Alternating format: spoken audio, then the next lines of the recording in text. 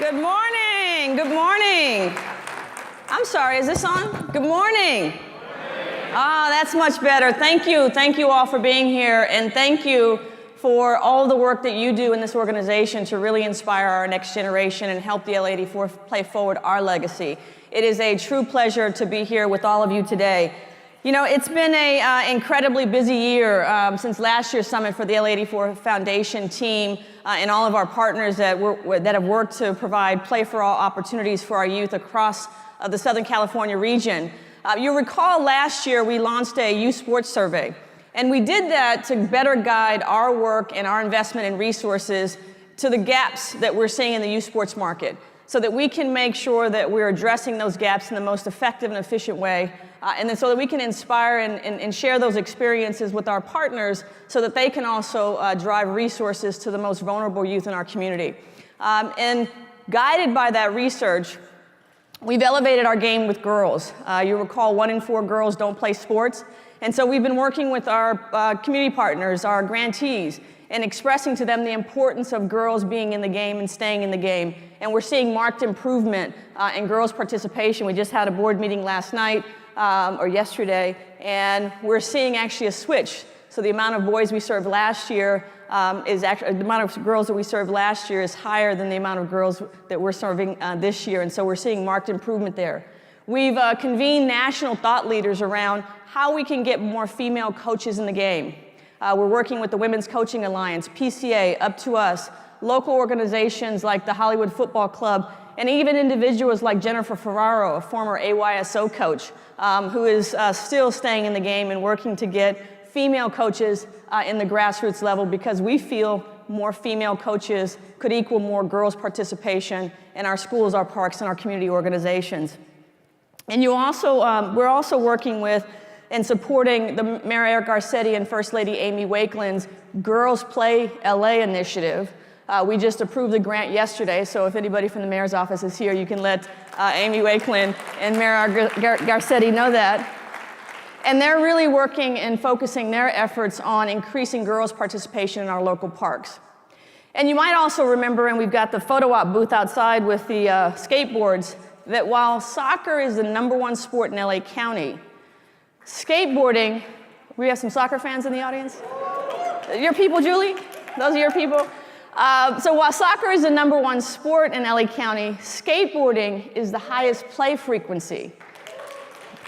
Kids in 2016 skateboarded almost 12 million hours in the year.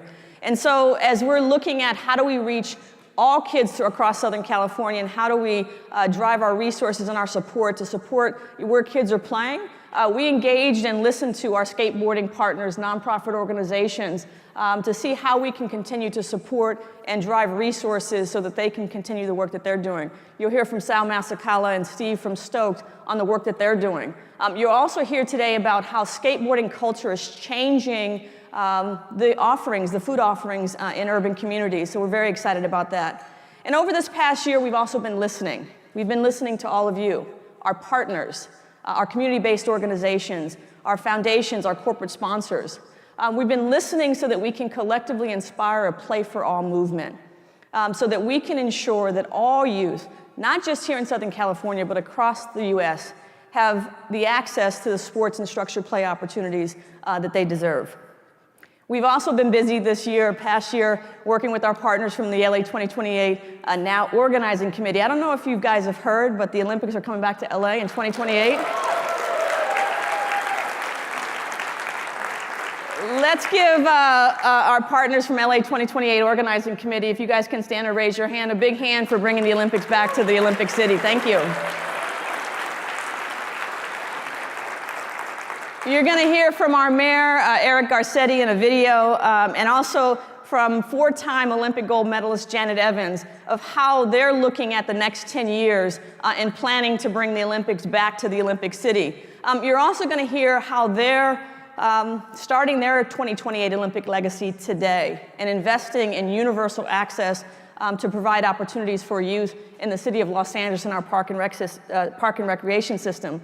You'll also hear from the world's highest, most decorated track and field athlete of all times, Allison Felix. You'll hear from 3-time gold medal beach volleyball player Kerry Walsh and Paralympic gold medalist Mallory Wegman on their perspective, experience, and work of inspiring the next generation of young athletes, whether or not that's on or off the field.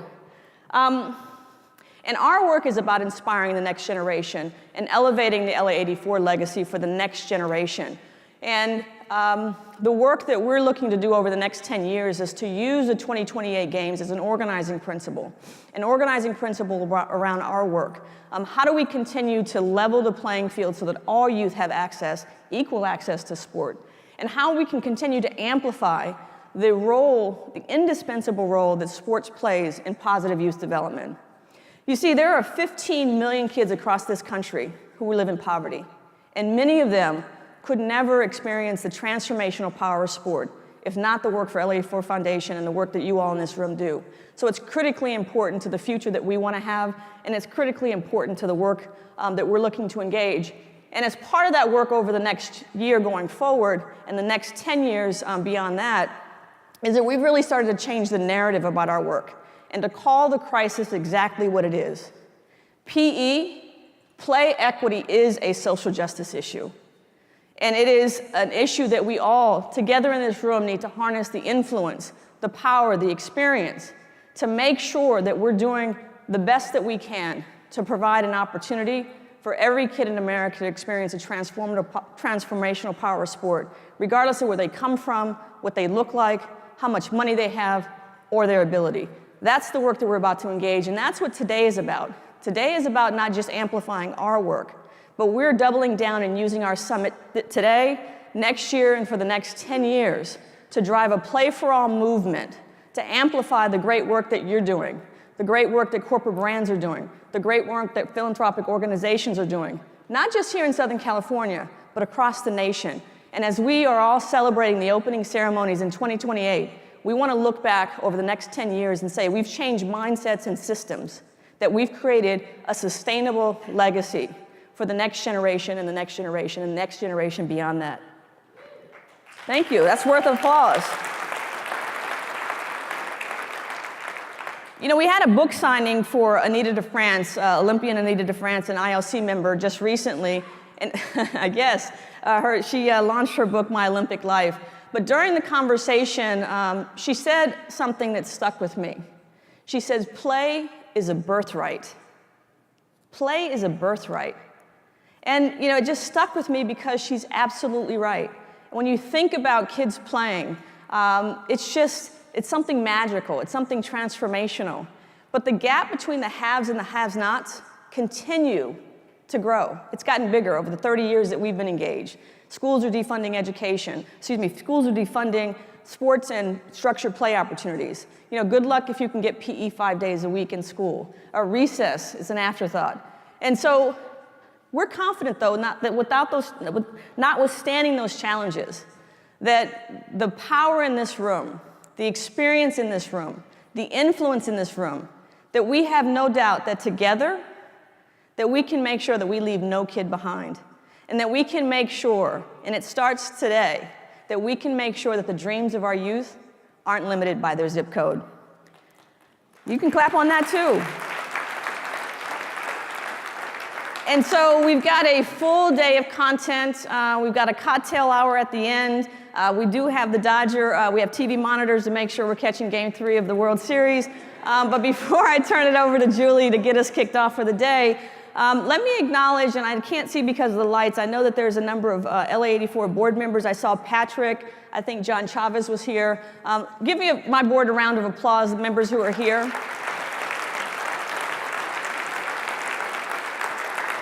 I don't know who else is in here.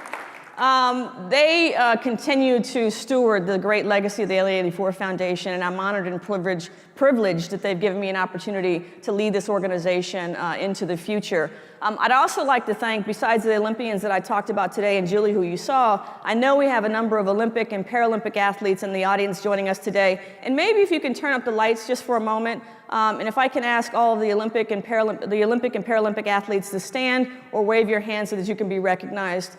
Can you raise the house lights for a moment? This Let's give them a round of applause.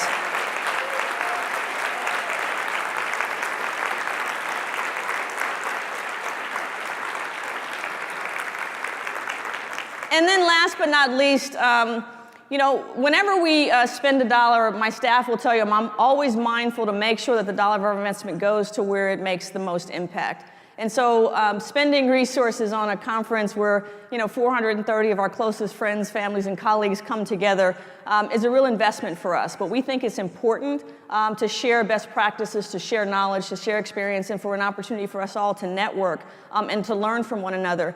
And this summit would not be possible with the support of our great sponsors, KCRW, the Galaxy, Global Sports Development, City National Bank, and the LA Times coming back as a sponsor and helping us launch the campaign. And I'd like to acknowledge, three sponsors in particular. One is Verizon. I don't know if Eric Reed is here today. We call it Play for All. Let's give Eric Reed a round of applause if he is in here. We call the work that we do Play for All and closing the play equity gap. Verizon, with the leadership of Eric Reed, calls it the bridging the digital divide and making sure that underserved and under-resourced communities have access to technology. And just as a teaser for next year's summit, we're talking about esports and how that plays into the work that we do, and Verizon is critical to that work. I'd also like to thank Fox Sports West. I don't know if Lindsay is here, but again this year, is Lindsay here? Well, the Fox Sports team and their production crew, they've again produced the videos that you'll see throughout the day. They've been a great partner and doubling down with us on this play equity and closing the play equity together. And I'd last like to give a shout out to Nicole Whiteman and the Los Angeles Dodgers. Yes.